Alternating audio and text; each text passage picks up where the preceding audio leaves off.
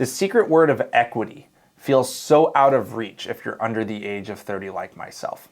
The whole world makes it difficult that this word equity has to be achieved when you're older. It has to be achieved if you've been working for 20 plus years and you've got this corporate ladder. This word equity is the most out of reach word in the human vocabulary for anyone living in America right now that's renting a home. My job is to change that.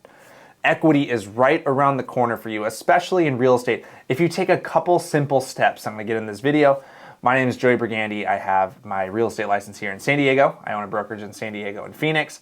And this equity word is something that I learned at a young age when I bought my first condo. Now, especially if you're looking in California, there are ways to get your down payment covered, some closing costs covered, and get into some options if that mortgage makes sense. Across the nation, you can look at townhomes, condos, multifamily, single family residence, and just getting something, you start chasing this word equity. Now, this equity word seems so foreign because we weren't taught it really in school, but this equity is a forced savings account. Now, this forced savings account is going to keep money tucked away in that asset, which is the house. Now, there's two ways to build equity in a house. First, you have the principal. When you're paying your mortgage, you have your interest payment, your principal payment. Interest starts really high, principal starts low, and as you pay over time, they flip. Second is market appreciation. Look, over the last 40 years, especially in San Diego, the market has appreciated at a 4.9% rate year over year. So if you combine your principal pay down and your equity, you are building some serious equity from that appreciation and that pay down. That equity word is not completely out of reach.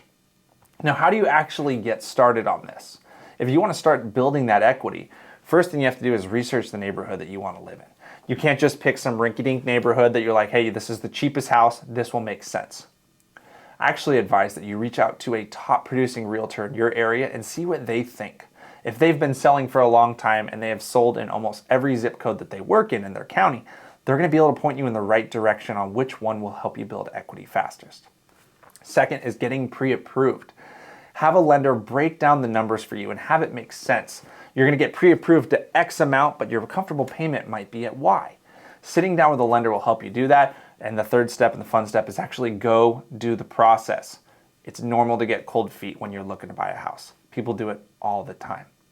But going through, getting that purchase done, and helping you get to the next step is the most important thing you can do on that road to equity, because without the purchase, you're just going to keep building someone else's.